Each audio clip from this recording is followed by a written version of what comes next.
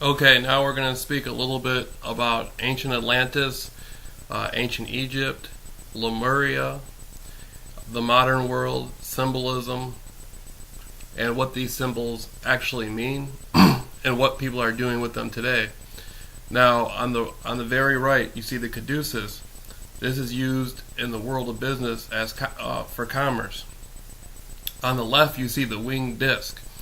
The winged disc is an extremely ancient symbol, and only somebody going back to around Egypt thousands of years ago, only somebody with a winged disc in the ancient world could conduct business between nations, between countries, between large groups. This was the symbol of the gods, and the gods put out languages, taught law, taught business, mathematics to the people, right? So if you had a symbol of a winged disc, you were able to conduct business amongst nations, and the gods would move around the world doing business. In today's world, you see this winged disc being used right here with the two snakes, as the Caduceus. Now, recently I've been doing some research into Hermanubis, and Hermanubis carries the Caduceus. Hermanubis is a mix between Anubis and Hermes, a symbol of Mercury. And some say the two snakes represent the double helix of the DNA. I spoke a little bit about how the two serpents carry the ability to either heal you from death through anti-venom or kill you through their venom.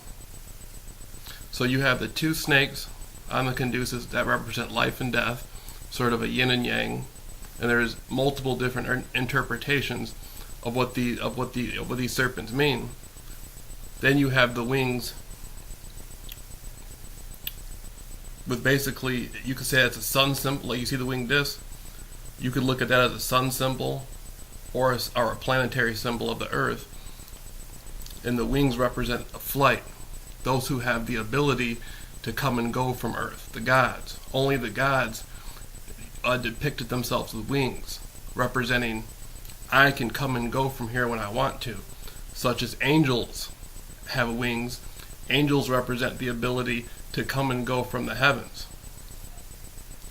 If you're on earth, you're terrestrial. If you're out of the earth, you're extraterrestrial. So in the ancient world, they depicted wings as the ability to fly, to come and go. So in ancient times, going back again to what I was saying, the ones who had the ability to conduct commerce around the world on a large level between nations and peoples were the gods. And so you're looking at a modern interpretation, a modern symbol of the gods. And this is the Caduceus. Now, the Asclepius, hold on 1 second. I'm going to put it, Asclepius, I'm going to put it in a different video. But then you have the staff with the one serpent, with the one snake, which is used more professionally in the medical field. And I just started really looking into these interpretations last night, studying Hermanubis. I was already familiar with the subject of symbolism in the ancient world, with the Caduceus, with the snakes. One of my formal interpretations of it is being a magic wand. The staff in the ancient world, the Caduceus, actually represented an ancient wand. Now, when you look at Jewish mysticism in Kabbalah, the Jewish mystics use what you call a yad. A yad. And a yad is a magic wand.